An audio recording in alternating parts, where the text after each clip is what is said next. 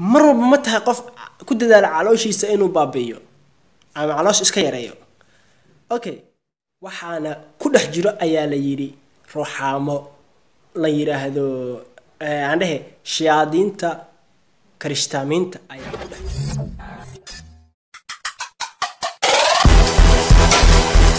Hello guys, welcome back to my channel. Walaakin idin leh soo dhawaada. Fadlan haddii aad ku cusub tahay YouTube channelkayga haddii aad ku cusub tahay subscribe saar. Subscribe saar. Sorry haddii aan kugu qeylin sorry. Magacaygu waa Wadani Bahar. Halkaad iga daawanaysid waa Muujis TV.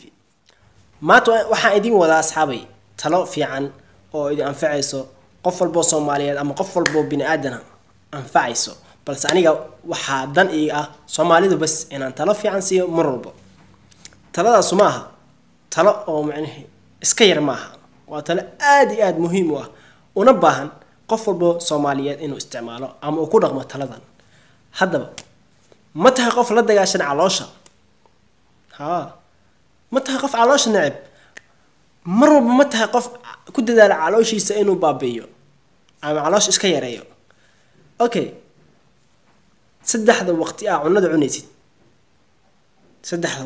cunada cunaysid ha ahaadaan waqtiyada aan kuu sheegaya hadda inaad cuntid.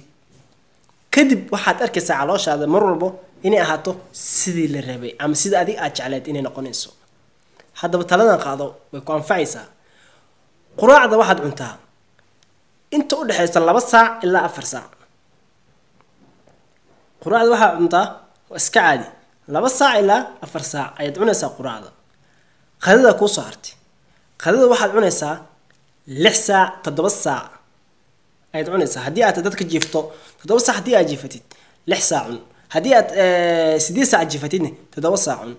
si calooshaada sidii cuntada jirkaaga ay u sii macnaheedu sidii cuntada jirkaaga ay ugu babaado. cashada ku soo hartay cashada 2 saac hal saac habeenimo aad cuni kartaa 2 saac ee bar ha dhaafin. cashada markii kugu dambayso oo maanta waa daahda lagu dhaho 2 saac ee bar heesan kugu dhaafin.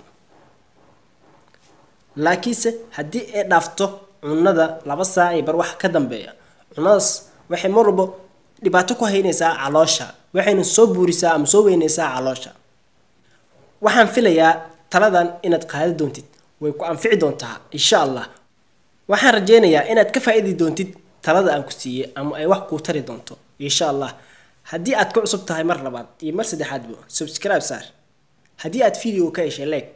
haddii aad ku caajistay raali noqo. haddii aad wax fikrad ah noo haysid commentiga nagula wadaag. waxaan idin leeyahay mar labaad iyo mar saddexaad meel walbo aad joogtaan ku noolaada farxad. inta aan ka bixin videoga aan u wada duceyno maama Malyuun. maama Malyuun xogtii ugu dambeysay ee aan ka helay ayaan rabaa inaan la wadaago inta aan ka bixin videoga. maama Malyuun waxay ka soo duushay halkii ay joogtay waxaana ku dhex jiro ayaa la yiri ruuxaamo la yiraahdo aandhahe shayaadiinta krishtaamiinta ayaa ku dhex jiraan. wax dhibaateynaya wax sidan u galay wax sidan u qaawinaya waxa galena la dhahay shayaadiinta krishtaanka. sababtay u galeenna waa la ogaaday. sababtoo ah diinta krishtaanka ay si qaldan u isticmaashay ama si qaldan u gashay waxayna uga baxday si qaldan waxayna u dhaqantay si qaldan.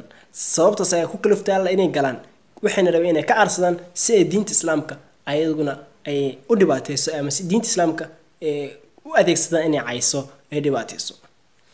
hadda cala tixaal waxay ka soo duushaan lahay halkay joogtay waxayna joogtaa maanta ama xilligan joogay ku sugan tahay magaalada Garowe caasimadda Puntland. waxaana loo keenay nin la yiraahdo ceejiye mtaqana wuxuu ceejiyaa shayaadiinta. waxaana loo keenay inuu ka ceejiyo shayaadiinta ku jiraan.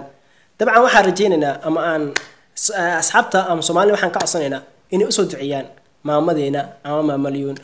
haddii ay qaldantaan ilaaha hanuuniyo haddii xanuunsantaan ilaaha caafiyo waxaan rajaynaynaa mar walbo oo aan ku duceysanaynaa Soomaaliya oo dhan inay wanaagsanaadaan maamulin xogteeda ugu dambeysana waxa ahayd inay joogto Garowe loona keenay Quraan saar iyo in laga saaro shiyaadiinta Kirishtaamiinta waxaan filayaa inaad soo duceey doontiin halkaasna waxaan ku soo gabagabeynayaa fiidiyogeena maxaa sugaysiin assalaamu calaykum ورحمة الله تعالى وبركاته.